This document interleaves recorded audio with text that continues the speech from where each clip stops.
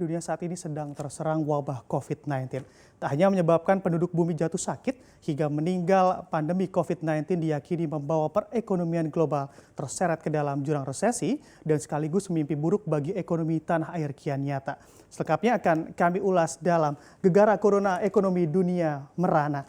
Ya, mengutip data dari Kementerian Kesehatan Republik Indonesia, pasien yang meninggal akibat virus COVID-19 bertambah menjadi 122 orang per tanggal 31 Maret 2020. Sementara pasien yang berhasil sembuh sebanyak 75 orang, namun pasien yang positif terinfeksi juga bertambah dan berada di angka 11.217 orang. Sehingga saat ini kasus positif mencapai 1.414 orang di Indonesia.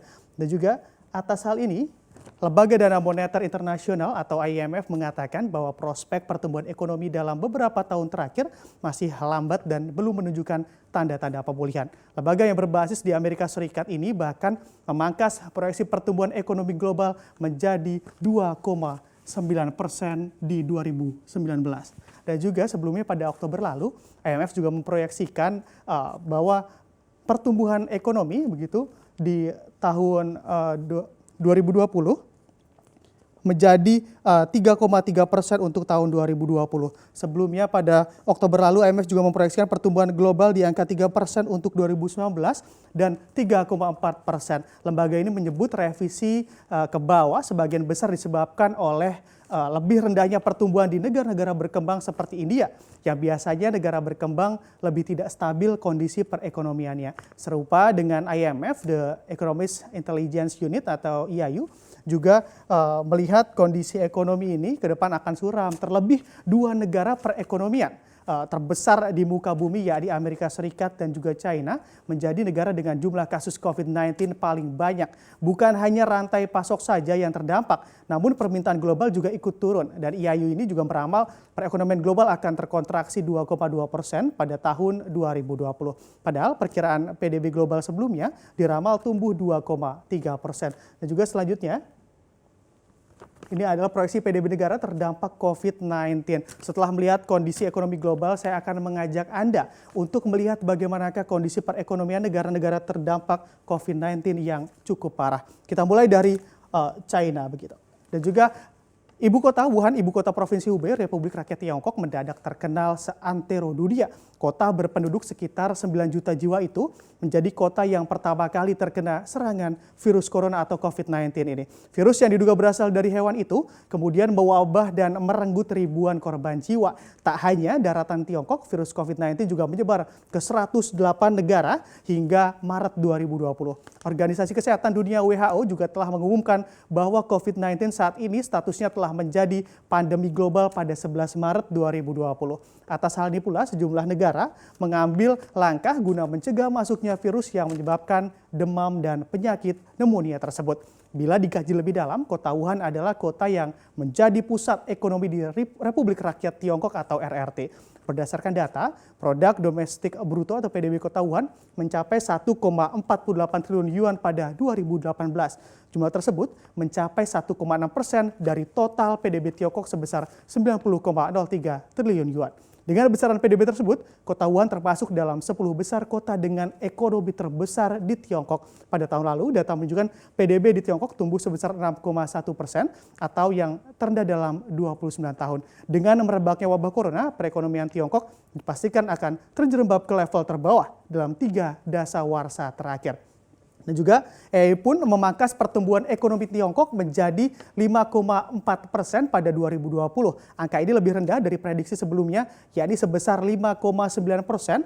Namun EIU juga menyampaikan bahwa dampak terhadap PDB akan lebih besar jika wabah ini tak kunjung selesai. Selanjutnya, negara yang juga ikut terdampak COVID-19 cukup dalam, yakni Amerika Serikat. Amerika Serikat juga menjadi hotspot baru wabah virus COVID-19 dengan kasus infeksi mencapai lebih dari 142.000 lebih per Senin 30 Maret 2020. Namun malangnya bukan hanya membendung wabah mematikan itu yang harus dipikirkan oleh negara paman Sam tersebut. Hal besar lain yakni harus diselesaikan Amerika Serikat adalah dampak ekonomi yang di bawah wabah asal Wuhan ini. Republik Rakyat Tiongkok itu hal ini juga dikarenakan COVID-19 disebut telah membawa ekonomi Amerika Serikat ke dalam keadaan yang hampir mirip dengan saat depresi hebat atau Great Depression melanda atau bahkan lebih parah daripada resesi. Selama masa depresi itu atau masa depresi hebat itu pengangguran di Amerika juga ikut meningkat 20% yang bergulir selama 3 tahun. Ya, cukup lama ya. Hal itu terancam terulang kembali begitu sebagai akibat mewabahnya virus COVID-19 di Amerika Serikat. Dan hal serupa juga menjadi perhatian Gubernur The Fed, Jerome Powell. Menurutnya semakin tinggi jumlah korban virus dan semakin lama wabah berlangsung, maka akan semakin banyak pula kerugian terjadi pada perekonomian Amerika Serikat ini. Dan juga atas kondisi ini pula IAIU memperkirakan ekonomi Amerika Serikat akan terkontraksi 2,8% pada tahun ini. Dan selanjutnya negara yang terdampak COVID-19 yang cukup parah terjadi pada Uni Eropa begitu. Dan Uni Eropa juga sebagai epicentrum COVID-19 di sejumlah negara Eropa. Moody's menuliskan ada potensi kontraksi secara kumulatif pada kuartal 1 2020 dan kuartal 2 2020. Jerman sebesar 5,4%, Italia 4,5%, dan juga Perancis 3,5%. Kita ambil satu contoh negara yang terdampak sangat parah, yakni Italia. Bagaimanakah kondisi perekonomian Italia? Dan Italia sendiri mengalami jumlah kematian terbesar karena pandemi virus COVID-19 ini. Per Selasa 24 Maret 2020 terdapat 743 orang meninggal dalam sehari. Dan hal ini tentunya menjadi total korban meninggal sebanyak 6.820 orang di Italia. Kepala Perlindungan Sipil Italia Angela Borelli mengatakan penambahan kasus terjadi cukup signifikan setiap harinya. Bahkan jumlah total terinfeksi saat ini di atas 54.000 kasus yang diderita masyarakat Italia. Perdana Menteri Italia Giuseppe Conte juga menerapkan lockdown di negara perekonomian terbesar ketiga di Eropa tersebut. Giuseppe Conte juga meminta Uni Eropa menggunakan dana penyelamatan atau bailout untuk mengurangi dampak gejolak ekonomi mereka. Pernyataan serupa juga disampaikan Menteri Keuangan Italia Roberto Gualtieri yang mengusulkan bahwa di tengah kondisi pandemi ini, Uni Eropa perlu memakai alat-alat ekonomi yang caranya cukup inovatif dengan menerbitkan surat utang bersama di Eropa atau Eurobonds. Para pemimpin di Eropa secara singkat juga sempat memperdebatkan kemungkinan penerbitan obligasi global tersebut. Penerbitan surat utang ini sangat sensitif karena Eurobond juga sangat sensitif begitu karena secara teknis Eurobond akan menggabungkan utang negara-negara Eropa menjadi satu ikatan bersama. Kendalanya negara-negara yang lebih sehat secara fiskal tidak ingin utang mereka dikaitkan dengan utang-utang negara yang kurang sehat lainnya secara ekonomi. Dan juga selanjutnya kita bisa lihat bagaimanakah pemerintah Indonesia melakukan jurus begitu untuk menangkal COVID-19 dan menjaga ekonominya. Itu setelah melihat kondisi perekonomian berbagai negara yang terdampak COVID-19 cukup dalam, bagaimanakah kondisi Indonesia. Nah ini yang saat ini juga diterjang COVID-19. Berbagai lembaga survei keuangan di Indonesia berlomba mempublikasikan proyeksi pertumbuhan ekonomi Indonesia di tengah wabah COVID-19 yang masih hinggap di Republik ini. Lembaga Core Center of Reform on Economics meramal pertumbuhan tahun ini akan lebih rendah daripada tahun 2019 lalu. Core memprediksikan ekonomi Indonesia secara kumulatif tumbuh di kisaran minus 2% hingga 2%, dan selain itu juga Core juga menjelaskan bahwa apabila pemerintah Indonesia dapat melakukan langkah-langkah yang lebih ketat untuk penularan wabah ini, maka puncak tekanan ekonomi diperkirakan akan terjadi di kuartal kedua 2020. Dalam kondisi ini, jelas Indonesia berpotensi mendorong peningkatan angka pengangguran dan kemiskinan. Dan pernyataan ini juga selaras dengan kondisi yang ada saat ini. Indonesia mempunyai jumlah penduduk yang berada di bawah garis kemiskinan dengan persentase yang cukup tinggi. Meskipun persentase penduduk di bawah garis kemiskinan ini mengalami penurunan dalam beberapa tahun terakhir, kondisi ini pula yang membuat pemerintah Indonesia mengeluarkan sejumlah stimulus guna mendorong pertumbuhan ekonomi tetap berjalan. Di tengah wabah virus COVID-19 ini, stimulus ini terangkum ke dalam 3 stimulus, yakni stimulus fiskal, non-fiskal, dan juga stimulus sektor keuangan. Dan ketiga stimulus tersebut berkaitan dengan kebutuhan masyarakat di bidang usaha, bisnis, pajak, dan juga yang lain. Kita mulai dari stimulus fiskal. Berkaitan dengan stimulus ini, kebijakan ini pembebasan sementara pajak penghasilan selama 6 bulan untuk pekerja industri pengolahan. Dengan begitu, hal ini dapat mempertahankan daya beli pekerja yang bekerja di sektor industri. Peraturan ini berlaku mulai April hingga September 2020.